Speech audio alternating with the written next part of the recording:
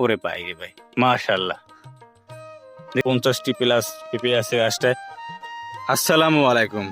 আপনারা যে পেঁপে গাছটি দেখতেছেন এখন বর্তমানে পেঁপে গাছটি নষ্ট হয়ে গেছে। মাশাআল্লাহ, কিন্তু এই ফলনটা অনেক ভালো দিছিল, কিন্তু গাছটা গোড়া থেকে পচে গেছে। এই পেঁপে গাছ কেন পচে যায় আপনাদের আজকে বিস্তারিত সবকিছুই আজকে জানাবো। আপনারা এই ভিডিওর সাথেই থাকুন সবকিছু জানার জন্য, একবার শেষ পর্যন্ত A to Z দেখতে থাকুন। বেশিরভাগ পেঁপে গাছ আপনারা দেখবেন পচে যায়। কি কারণে পচে যায় আপনারা সেটা জানেন না। আপনারা বেশি বেশি পানি দেন, এই কারণে পচে যায়। গোড়া যদি আপনার মাটি একেবারে বেশি থাকে, পানির কারণে ওখানে পচে যায়।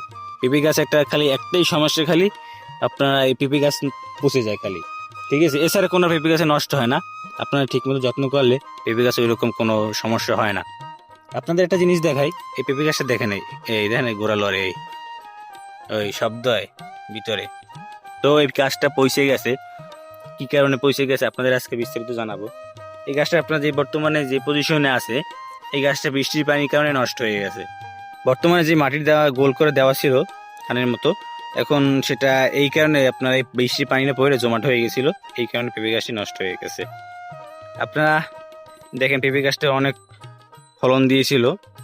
দেখেন এখান থেকে শুরু হয়েছে, এই দেখেন এই ফলন দিছে, দেখছেন এইটা সব এইগুলো ফলন দিয়েছিল মার্শাল্লাহ ভালোই। বাট এখন এরকম ফলন হইতেছে না, গাছটা নষ্ট হয়ে যাওয়ার কারণে। কিন্তু এখন একটু হালকা জীবিত আছে। আপনারা দেখেন সব পাতা ডেগা সব পড়ে গেছে। এখন বর্তমানে যেটা আছে, এই দেখেন সব সব শেষ হয়ে গেছে গাছটা। আপনাদের একটাই পরামর্শ, গাছের পানি আপনারা যত পারেন পেঁপে গাছে দিবেন না। পেঁপে গাছে পানি না দিলেই বেটার, কেননা আপনারা জিনিসটা দেখবেন পেঁপে গাছে পানি না দিলে অনেক ভালো।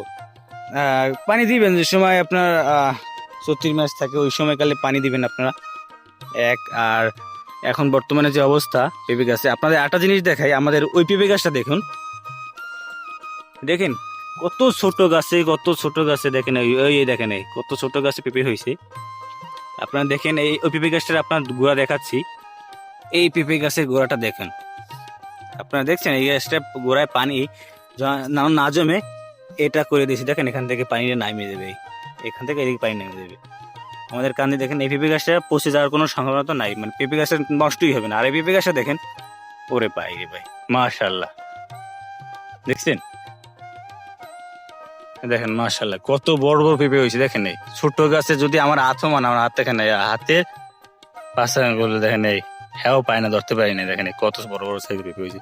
এটা ভিডিওতে দেখানো সম্ভব না, আপনাদের চোখেই দেখতে পারবেন, কারণ ভিডিওতে দেখা যায় অনেক ছোট গাছ, কিন্তু আপনারা দেখা যায় অনেক বড় বড় গাছ। কিন্তু আপনাদের আসলে সত্যি কথা বলতে গাছটা অনেক ছোট, কিন্তু মাশাআল্লাহ অধিক ফলন দিয়েছে।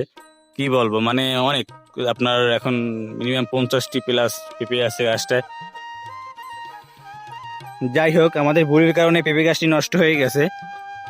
আপনারা বেশিরভাগ করবেন কি, পেঁপে গাছে যদি এরকম যদি পচে যাওয়ার সম্ভাবনা থাকে, এরকম যদি গোড়া থাকে, আপনার পানি যেন না জমে এরকম লোল কাটিয়ে দিবেন, ঠিক আছে, যেন পানিটা যেন গোড়ায় নিচে নামে যায়। কারণ বেশিরভাগ পেঁপে গাছ এই আষাঢ় মাসেই নষ্ট হয়ে যায়, ঠিক আছে, বৃষ্টির কারণে নষ্ট হয়ে যায়, পানি জমার কারণে নষ্ট হয়ে যায় পেঁপে গাছ। আপনারা সবসময় খেয়াল রাখবেন পানি জমাট না হয়, পানি জমাট হলেই গাছটা পচে নষ্ট হয়ে যাবে। আজকে ভিডিওটি এই পর্যন্তই। আপনাদের যদি ভিডিওটি ভালো লেগে থাকে লাইক করবেন, কমেন্ট করবেন, আর শেয়ার করবেন বন্ধুদের কাছে, যারা কৃষি ভাই বেড়াদারা আছে তাদের কাছে শেয়ার করবেন।